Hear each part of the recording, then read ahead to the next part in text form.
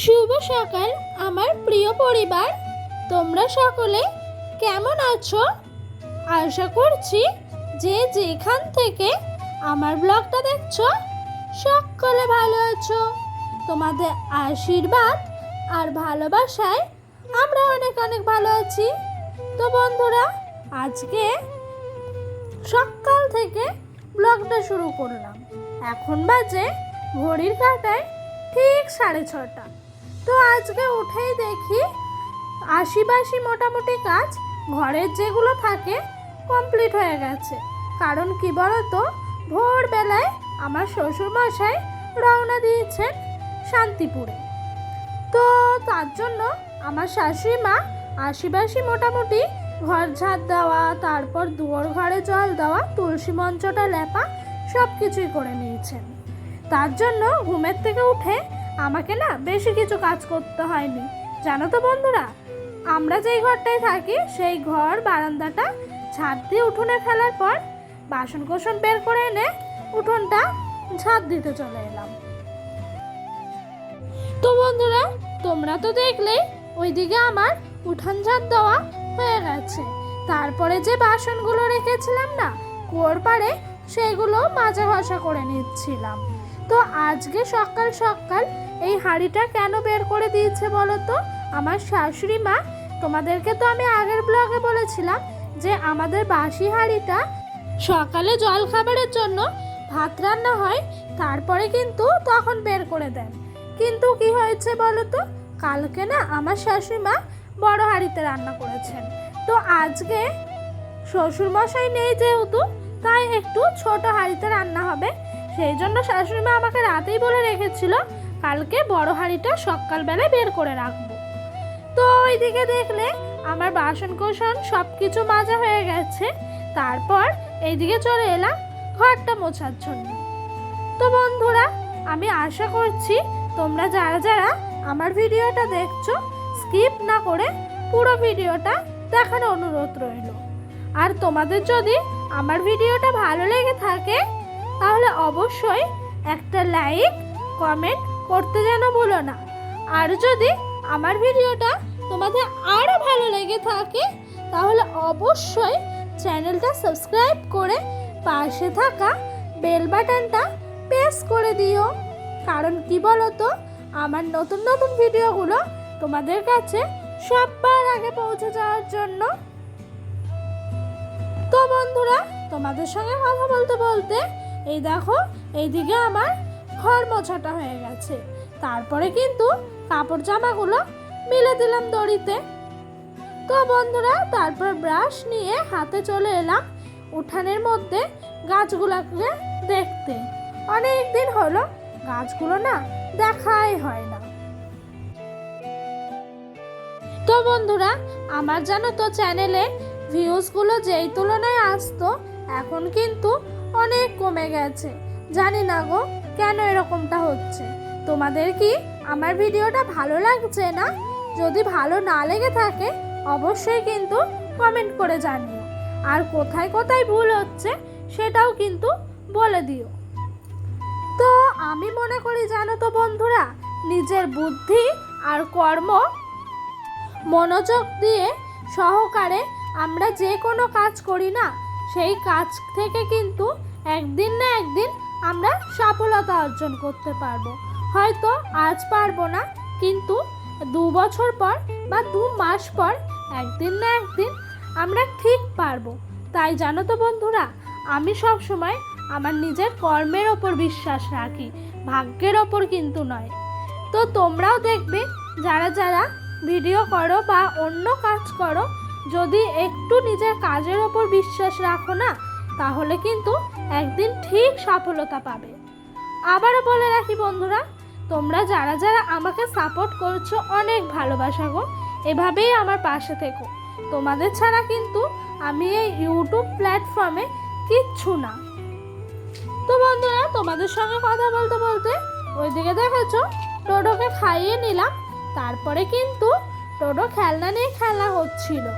তারপরে জানো তো বন্ধুরা, আজকে বৃহস্পতিবার। তো আমাদের মতো গৃহবধূদের কিন্তু এই বৃহস্পতিবারে পুজো দেওয়াটা সব থেকে বড় কাজের মধ্যে পড়ে। তো আমার মতো কে কে তোমাদের এরকম বড় কাজ বলে মনে হয় আমাকে একটু কমেন্ট করে জানিও। তো বন্ধুরা দেখেছো, তোমাদের সঙ্গে কথা বলতে বলতে এদিকে কিন্তু জোগাড় দিয়ে আমার বৃহস্পতিবারে মা লক্ষ্মীর ঘরটাও পাতা হয়ে গেল। তারপরে জানো তো, স্নান টান করে আসার পর কিছু জামা কাপড় ভিজিয়ে রেখেছিলাম। এত সুন্দর রোদটা না, আর আমি হাতছাড়া করতে চাইছিলাম না। তাই ডোডোর পাপার কিছু গেঞ্জি আমার আর ডোডোর দু একটা জামা ছিল, সেগুলোও কিন্তু ভিজিয়ে রেখেছিলাম।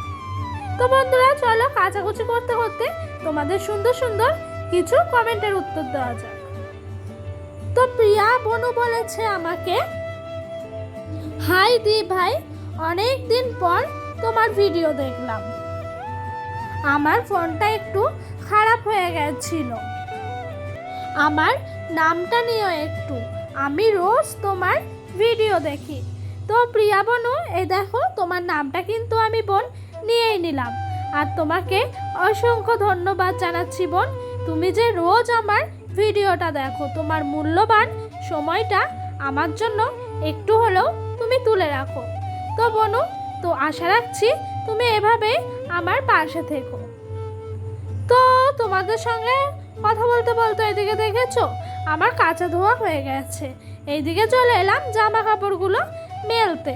তো এইদিকে দড়িটায় সকালবেলা যে জামা কাপড়গুলো মেলে রেখেছিলাম, ডোডোর ক্যাথা, তারপর ডোডোর দু একটা জামা, সেগুলো না একদম শুকিয়ে গেছে এক রোদে। জানো, আজকে কিন্তু আমি জামা কাপড়গুলো উল্টে পাল্টেও দিইনি, একেবারে শুকিয়ে গেছে। তাই স্নান করতে যাওয়ার আগে ওগুলোকে তুলে ভাঁজ করে সুন্দর করে গুছিয়ে রেখে আমি স্নানে গেছিলাম। তো এইদিকে যেন ডোডোর দেখলাম স্নানের গামছাটাও ছিল, ওইগুলো কিন্তু আমি পরের দিন সকালবেলা কাচি। তো আজকে ভাবলাম কাচাকুচি যখন করছি এখনই কাচা যাক। তো বন্ধুরা চলো তোমাদেরকে আরো একটা সুন্দর কমেন্টের উত্তর দিই। S M simple housewife বলেছে, দিদি ভাই তুমিও বোন বাড়িতে অনেক কাজ করো, ঠিক আমারই মতো। তো হ্যাঁ দিদি ভাই, সত্যি তোমার ভিডিওটা আমি একটু আগে দেখলাম, সত্যি গো তুমিও অনেক কাজ করো। আর আমাদের মতো গৃহবধূদের তো রোজকার রুটিনই বলো সংসারের কাজ নিয়ে থাকতে। দেখবে একদিন যদি সংসারের কাজ না করো বা শরীর খারাপ করে, তখন কিন্তু একটুও ভালো লাগে না। আমাদের কিন্তু সংসারের কাজটাই আমাদের শরীরের বা মানসিক দিক থেকে একটা ভালো থাকার উপায়।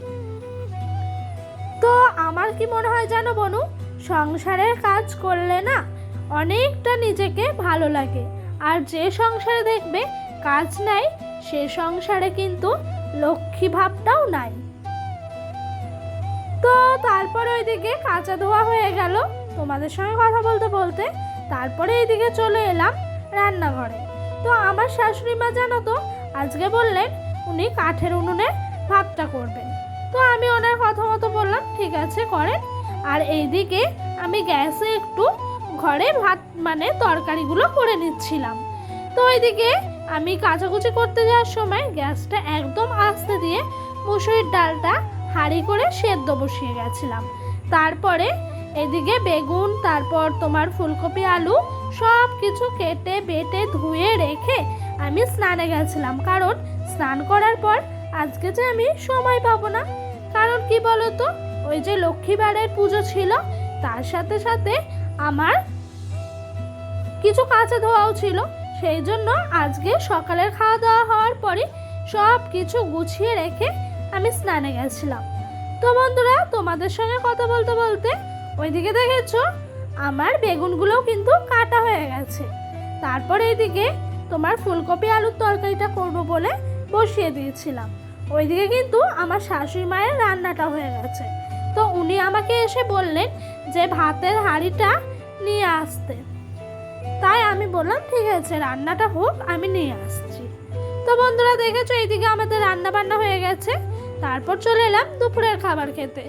আজকে দুপুরে একাই খেতে হয়েছে, কারণ আমার বরমশাই কাজের থেকে বলল এখন আসবে না, হোটেলে খেয়ে নেবে, রাতের বেলা আসবে।